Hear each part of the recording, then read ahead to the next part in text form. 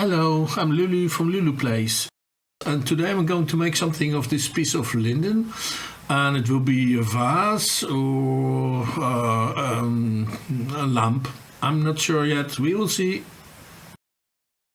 So here I started off rounding off the piece of wood with the skew chisel, and well, I'm not really a very experienced user of the skew chisel. I'm still a little bit afraid of it, but I'm getting more and more used to it.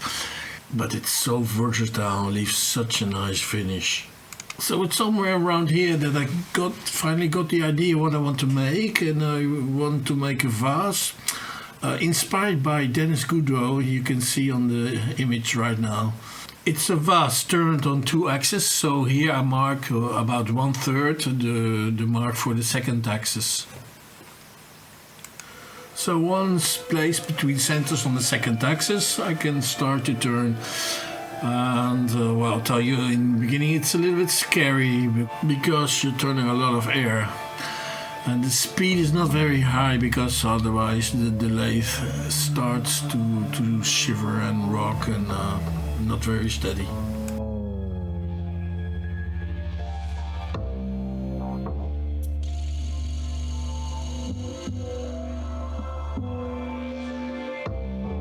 And I suddenly realize here that I forgot to mark the middle point, the center of the second axis.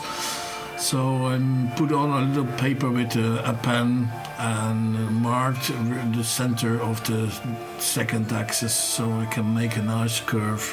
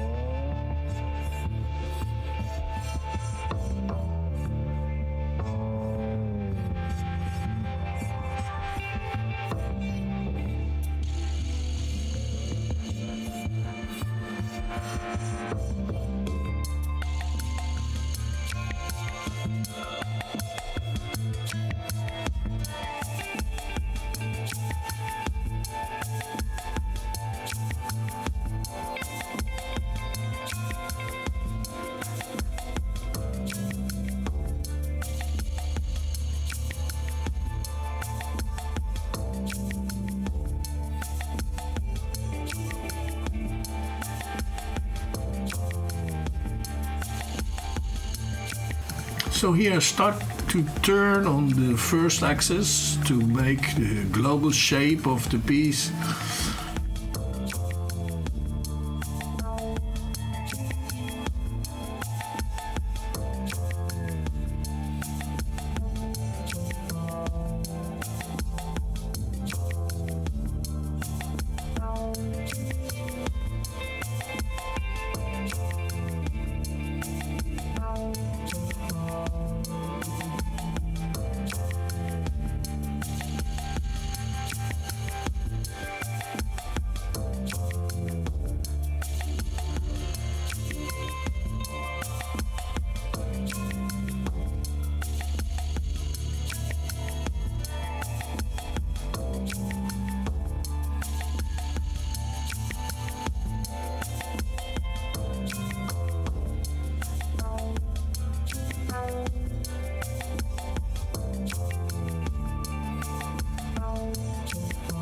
Unfortunately, we had some holes, last tiny holes in, so I filled them up with super glue and pieces of shavings, as you can see here.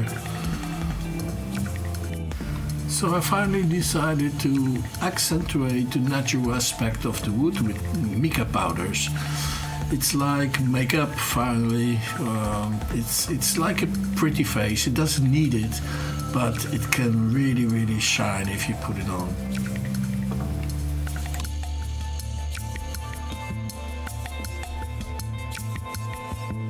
Well, for the people who know me already or the people who just stumbled on my video, I can tell you I really love colorized wood. I know it's not very common in our little community, but I really like colorizing wood.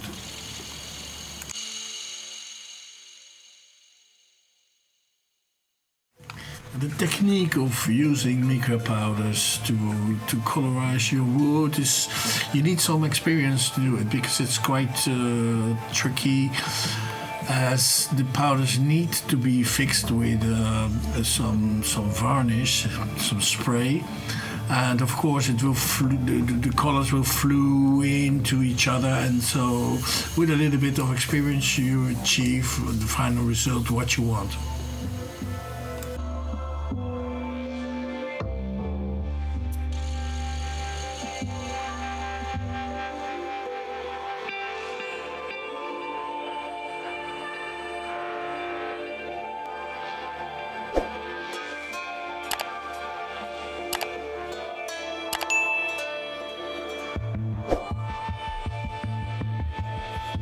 So as you can see here, I'm going to fix the mica powders with a lacquer spray, and you can see the final result. The powders are going to mix in with each other, and that's really what I was looking for. So I'm very happy. So now I start to turn the feet of the vase, and I decided to make it distinct with the body of the vase. So I will colorize it with, or ebonize it, and I will make some texturing marks on it.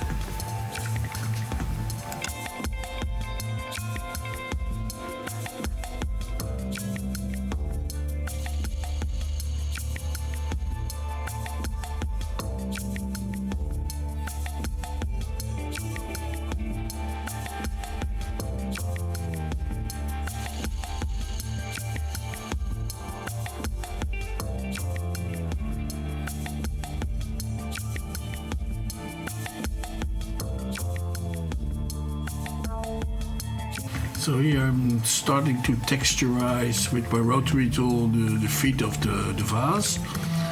And I'm sorry for the camera, it's not really well placed.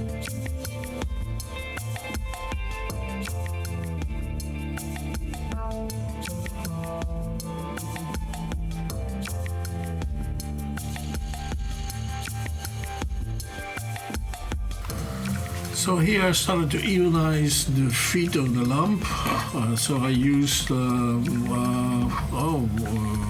vinegar with iron shavings, and I really like this method to colorize wood, because it's depending on the wood, it gives another effect. Sometimes it's very dark, almost black, and sometimes it's lighter, as this time.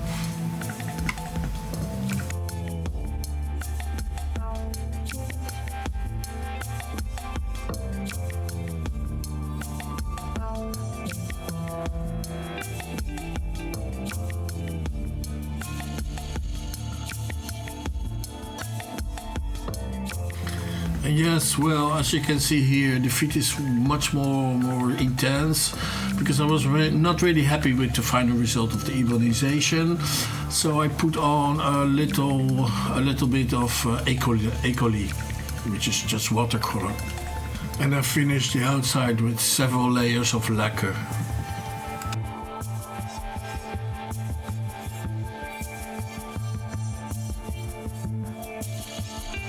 So here I'm preparing the hollowing out of the inside of the vase.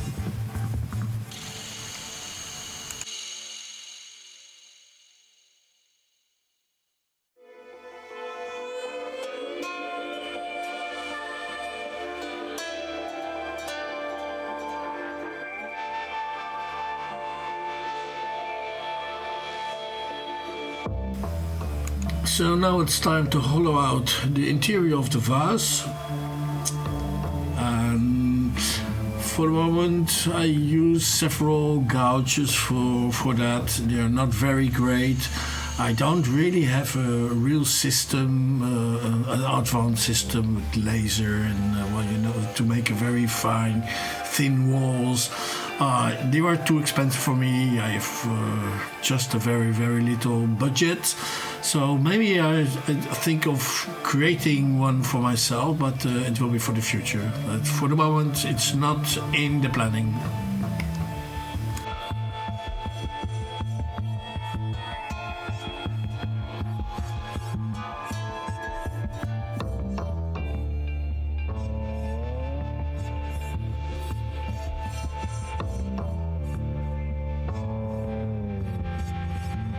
So now it's sanding time. I'm gonna sand the interior with a stick.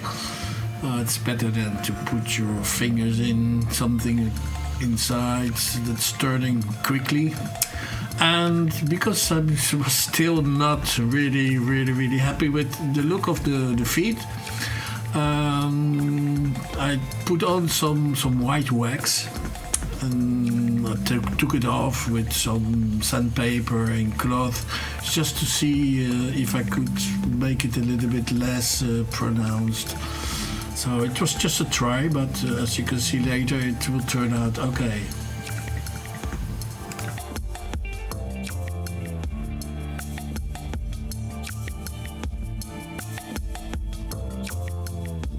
So this is the end result of the feet, and it looks way much better than before, to my opinion. And as you can see, I made some extra burning marks, burning lines with the wire. And I'm quite happy with the aspect. As you can see, the colors outside and the feet. This is what I was looking for. So now it's time to make the lid of the vase. For the lid, I got inspired by Byzantine architecture, and I started to make my way into the shape when I really made an error. I used a skew chisel, which was not really sharpened enough, and I completely forgot the tailstock, and boom, look what's happening. Don't do this too often.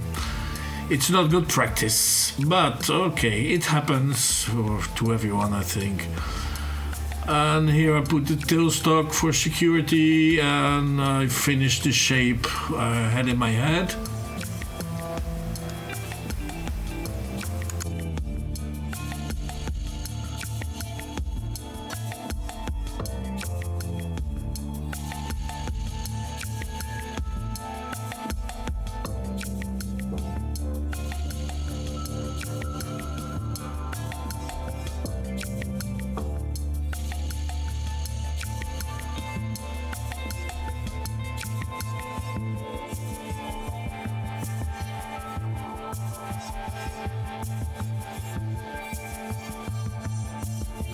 And voila, the shape is finished, and it only needs some small adjustments to make it fit.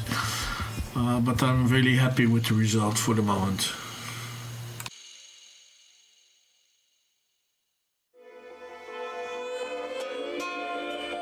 So here the adjustments are done and it's fitting well. And now I'm ready to texturize the lid, and of course I go to put some color on it. So I tried to copy the same structure as I did on the feet of the vase, and the same kind of colors, but it will be a little bit difficult because it's not the same wood as I used on the feet. So, but I tried to do my best.